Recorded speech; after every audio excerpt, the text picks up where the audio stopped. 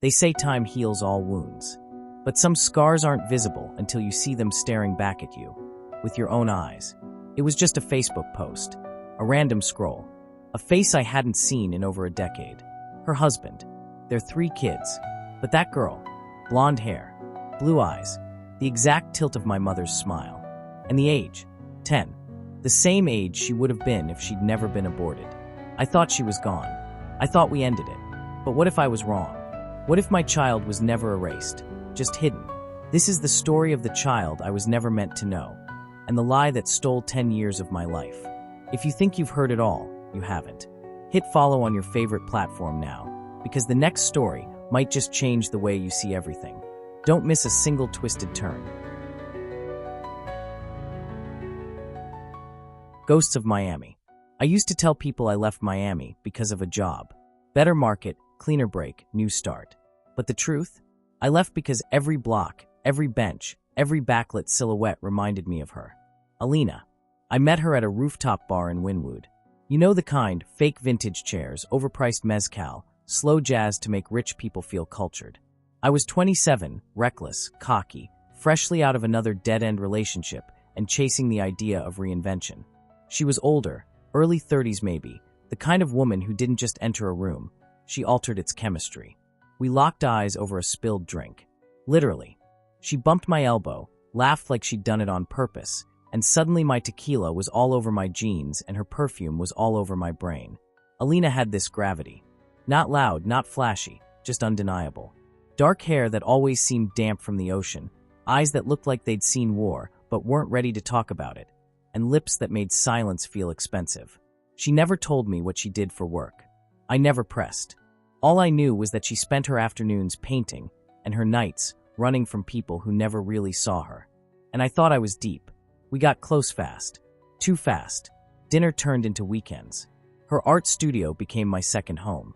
I'd bring her breakfast, mangoes, Cuban pastries, that pretentious cold brew she hated but drank for the aesthetic. I should have known something was off. She never invited me to her apartment. Always mine or the studio. Her phone was always on Do Not Disturb. When I asked, she'd laugh and say, "Distractions are how people lose themselves. I'm trying to stay found." I ate it up. God, I wanted to believe I was the one grounding her. 3 months in, she whispered it. In the dim candlelight of a stormy Thursday night, she told me, "I'm late." I didn't panic. I didn't flinch. I kissed her. "Okay," I said. "Let's do this." Her eyes flooded with relief, or maybe fear. I couldn't tell back then. We spent those first few weeks making plans. She said she always wanted a girl. We picked names. Talked about moving somewhere quieter, maybe North Carolina, maybe Costa Rica. I was all in. Every part of me was ready to burn the old life for this new fire. Then came the drop. One morning, I brought her prenatal vitamins and found her curled up on the paint-splattered couch, sobbing into a pillow. She looked up at me with the hollow stare of someone who'd just buried something they never held. "I need to tell you something." Pause. "I'm married." Silence.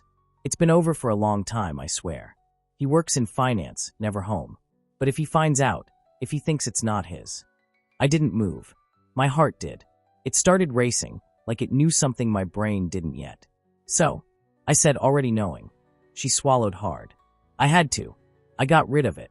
3 sentences that detonated everything. I don't remember the words I said. Maybe I didn't say anything. Maybe I just stared at the ghost of the future we'd created in my head and watched her erase it with a single sob. I left. Not just the studio. Not just Miami. I left that version of me. The one that believed in anything pure, anything promised, anything not rigged. I never heard from her again. Blocked her. Deleted the photos. Erased the name from my phone. But not from my memory. And now, 12 years later, all it took was one Facebook photo to unearth the grave I buried my entire past in. The photo. It started like every mindless scroll does, boredom. Midnight. Kids asleep. Wife passed out next to me with her hand still gripping her phone like a loaded weapon. I was supposed to be winding down, zoning out, digesting the nothingness. But then, the algorithm decided to dig up a corpse I didn't ask for. There it was, a photo buried inside a tagged post. A friend of a friend. A birthday party at a park in Tampa. I almost swiped past it, until my eyes caught her. Alina. Older. Softer. still hauntingly elegant, like life had tried to knock her around but couldn't quite bruise the blueprint. She stood beside a man, short, stocky, brown-skinned, very obviously Hispanic, and 3 children. 3. And that's when the bottom dropped out of my chest. The youngest boy looked like his dad. The middle girl, same. Tan skin, dark hair, genetic math that added up clean. But the oldest? Blonde hair, icy blue eyes, pale skin that glowed like it didn't belong under that Florida sun.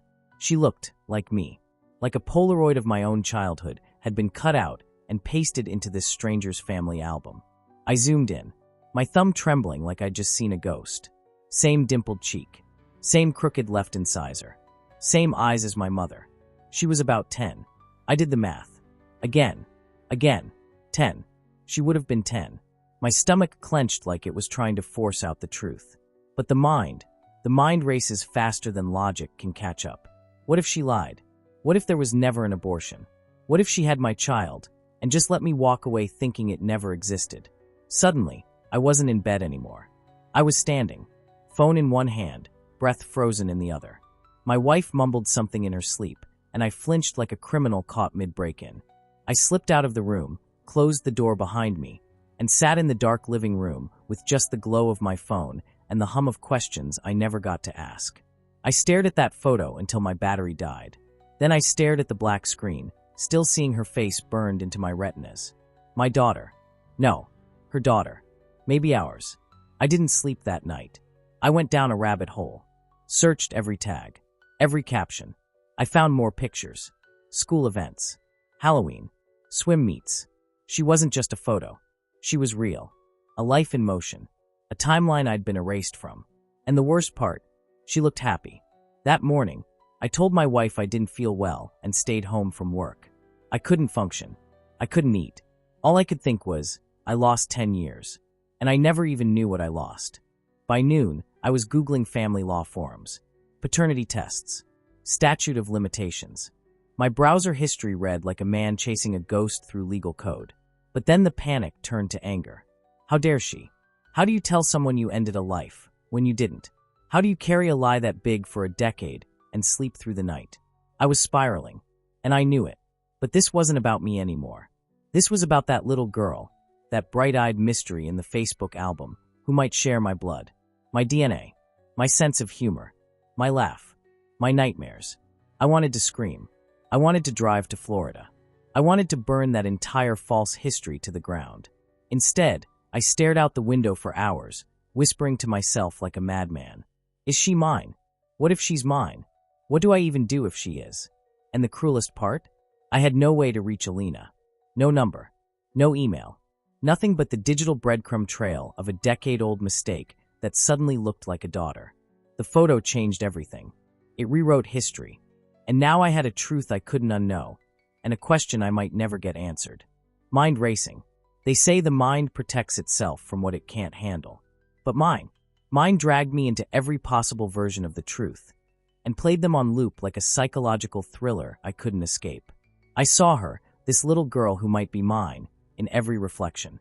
Every school photo in my own house started to look like a lie. My son's artwork on the fridge became background noise. My daughter's laugh, which usually melted me, now echoed behind the memory of a laugh I'd never heard. I wasn't there for her first steps. I didn't hold her when she cried. I didn't teach her how to ride a bike or kiss her forehead when she got the flu. That was someone else's life. And the sick part? It wasn't just stolen. It was taken from me on purpose. My heart couldn't keep up with my brain, and my brain couldn't outrun the questions. Why lie? Why say you had an abortion? Why cut me out of a life I helped create? Unless that was the plan all along. Unless she manipulated me into disappearing, into being the problem she could erase.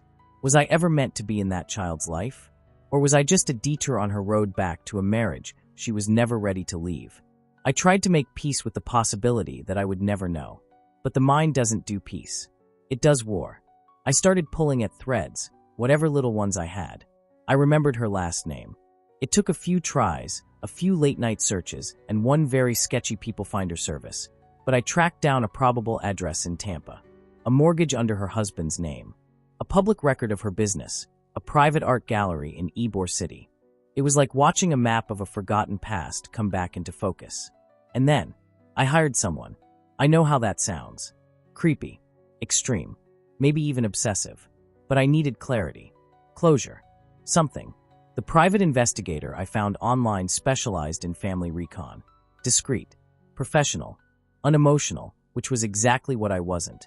He agreed to look into the girl's birth records, school history, anything publicly accessible. No contact. No photos. Just facts. While I waited, I slipped further down the spiral. I started imagining what she called him, her legal dad. Poppy. Daddy. Did she hug him like I hug my kids? Did he tell her bedtime stories, not knowing she might carry another man's blood? And if she ever wondered, why didn't she look like him? What did they tell her? Or worse, did they lie to her too? That's when the rage came. This wasn't just about a child. This was about identity theft, the kind that steals your name from someone else's mouth. The kind that manipulates timelines and truths to suit a single narrative. You never existed. And that's what I felt, like a ghost haunting the edges of a story I helped write but never got to read. My wife started noticing. I'd flinch at questions, avoid eye contact during dinner, snap at small things. My kids looked at me like I was turning into someone they didn't recognize. She finally asked, "Is there someone else?" And all I could say was, maybe. But not like she thought. Not a woman. A child. A child I was never meant to know. 2 days later, the PI sent me a file. Sparse, but explosive. There was no hospital record tied to that girl's name. No listed father on her birth certificate. A licensed midwife signed off on a home birth in Miami. Born exactly 10 years ago. The mother listed? Alina. No mention of the husband. No adoption record. No paternity declaration. Legally, the father line was blank. And suddenly, so was my world. Because if I wasn't just imagining this, if I wasn't spiraling without reason, then the only thing more dangerous than the lie was the truth. The lie that raised her. It's a strange thing, realizing your entire understanding of the past has been built on someone else's script. And now I had proof. Or at least, the absence of it. No hospital birth. No father listed. A child born in silence, deliberately undocumented, quietly introduced into a world where truth had been carefully edited. She hadn't erased me by accident. She'd engineered it. That's when my grief mutated into something sharper. Something colder. Not just rage, but strategy. I stopped asking why she did it, and started asking how she got away with it. And the more I thought about it, the clearer it became. Alina didn't just lie. She constructed a reality, one in which I never existed. A clean slate. A controllable story. She wasn't just preserving her marriage. She was manipulating an entire identity. The child, this girl who might carry my eyes, my stubbornness, my weird obsession with old-school PlayStation games and astronomy, had been raised inside a fiction. And the lie had a face. A name. A father. Her husband. I imagined him, tucked in comfortably under a blanket of half-truths. Maybe he believed the baby was premature. Or maybe she told him they'd had a drunken night of reconnection he forgot. Or maybe he knew the whole time and agreed to raise her anyway. But the more likely scenario, he didn't know. Because if he did, he'd be on the birth certificate. And he wasn't. That blank line, that empty space, that was me. Unwritten, undeclared, deleted. I thought about legal action, paternity filing, custody motions, DNA testing. But every click, every article, every consultation led me back to the same wall. She's married. The child was born into that marriage. Which means by law, he's the presumed father. The courts, they don't care who shares DNA. They care who's been present, who's raised the child, who the child calls dad. And me? I was a name spoken once and buried under silence. Even if I could prove it, they might still tell me to walk away, for her sake. The more I learned, the more powerless I felt. I was chasing justice in a world designed to preserve illusion. Family courts protect stability, not biological redemption. They'd see me as a disruptor, not a father. And maybe they'd be right. Because what would I even say to her? "Hi, I'm your real dad. You don't know me, but I've known about you for 3 weeks, and I've lost my damn mind ever since." No, I couldn't do that. Not to her. Not to the girl. Not to the version of her that had grown up believing the man at the breakfast table was her father. So then what? Just let it go. Forget? Pretend I never saw the photo? Pretend I never felt that earthquake in my chest when I recognized my own face on hers? No, I couldn't forget. But I also couldn't burn her world down just to put mine back together. Still, I needed something. Some answer. Some closure. So I made a decision. I would find Alina. Not to confront. Not to accuse. But to ask. Face to face. Woman to man. Ghost to ghost. And I'd look her in the eyes, those same eyes that once promised me everything, and ask, why? Why lie? Why bury me? Why raise a daughter to believe I never existed? Because I wasn't sure if I wanted to be a father, but I damn well deserved to be a fact. The confrontation. It was a Tuesday. Gray sky. Drizzling. The kind of weather that feels more like a warning than a coincidence. I sat outside the gallery in Ybor City for almost 2 hours. Just watched. Observed. Cars pulling in. Patrons walking out. Nobody looking for me. Nobody knowing what I carried under my skin. Inside that building was the woman who rewrote my life with a single sentence.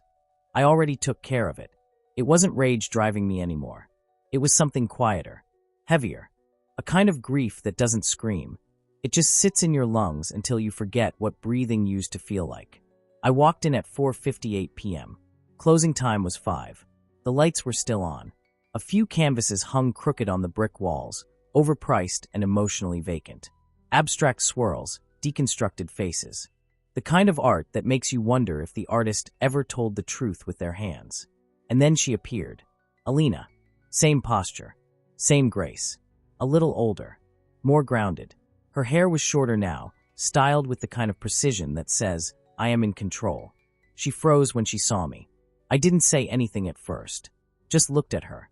Let the silence thicken. Let her remember. Let her feel it. Her voice was barely above a whisper. What are you doing here? I answered calmly. I saw a photo. That's it. No preamble. No threats. Just 3 words that dropped like glass. She stepped back. Braced herself. Like she'd always known this day could come, but prayed it wouldn't. I told you. I had an abortion. I nodded. Slowly. Measured. Yeah. I believed you. For 10 years. A long pause. Her eyes flickered. Guilt? No. It was more like calculation. Like she was already scanning the scene for exit wounds. Why now? She asked. Because she looks like me. She exhaled, turned away, walked behind a counter, as if a few feet of wood could protect her from what we both knew was coming. It wasn't supposed to happen like this, she said. You weren't supposed to see her. So she is mine. Silence. I stepped forward. Not aggressive. Just present. Tell me the truth. After all this time. I deserve that. She looked at me, finally, and something in her broke. Not all at once. Just enough to fracture. Yes. The word was soft. Surrendered. She's yours. I didn't feel relief. I felt hollow. 10 years. Stolen. Erased. Why? I asked. Her eyes welled. But I didn't trust those tears. Because I was scared. Because he would have left me. Because I didn't know how to raise a child alone, and you were too young, too lost, too intense. I couldn't risk it. So I told you what would end it. Cleanly. You told me she died. No, she snapped. I told you I ended the pregnancy. Same thing. We stood there in the middle of her carefully curated gallery, surrounded by lies on canvas. 2 ghosts having a conversation 10 years too late. Does she know? I asked. She shook her head, instantly. No. She thinks he's her father. And he loves her like his own. I won't destroy that. I won't let you destroy that. I'm not here to destroy anything, I said. I just wanted to know. I needed to know I wasn't crazy. She moved closer. Softer now. You're not crazy. But you don't get to walk in now and blow her world up. She doesn't know you. You're a stranger with a past. And I'm sorry, but I'm not letting you in. I nodded. Not because I agreed, but because I understood. So that's it. That has to be it. I laughed. Quiet. Bitter. She looked startled. What's funny? You once told me I was the only person who ever saw you, I said. But the one thing you made sure of was that I'd never be seen. And with that, I walked out. Not angry. Not victorious. Just finished. For now. Letting go or not. I didn't drive home right away. I sat in the car for over an hour, parked a block from the gallery, staring at my own hands like they belonged to someone else. The same hands that would have held her the day she was born. That could have taught her to ride a bike, tie her shoes, draw stars in the margins of her school books. I imagined her calling someone else daddy. And I imagined myself not correcting her. Because truth, real truth, the kind that cuts through bone, doesn't always set you free. Sometimes, it just shows you how deep the cage goes. I went home that night and told my wife everything. I expected rage. I expected tears. I expected the kind of unraveling that ends marriages. But instead, she listened. Fully. Silently. Then reached for my hand like she was grounding me to the earth. "Do you want to fight for her?" she asked. And I didn't know how to answer. Because part of me wanted to shout yes, to scream it so loud the whole city echoed with it. But the other part, the older, quieter part, that part knew the damage was already done. The lie had grown roots, 10 years deep. Pulling her into my world now wouldn't be a rescue. It'd be a war. And she didn't ask for any of this. She was just a kid, born into someone else's deception, raised in a reality that loved her, even if it was built on broken truths. So I did the only thing I could do. I wrote her a letter. Not to send. Not yet. I printed it on thick paper, folded it carefully, slid it into a sealed envelope, and gave it to my lawyer. Instructions: if she ever shows up, give her this. If she ever questions the silence, let her hear my truth. The letter says everything I'll never get to say out loud. I don't want to take you away from the life you've known. I don't want to upend your family or rewrite your story. I just want you to know. I existed. I was there. I loved you before I even saw your face. I never left you. I was just never allowed in.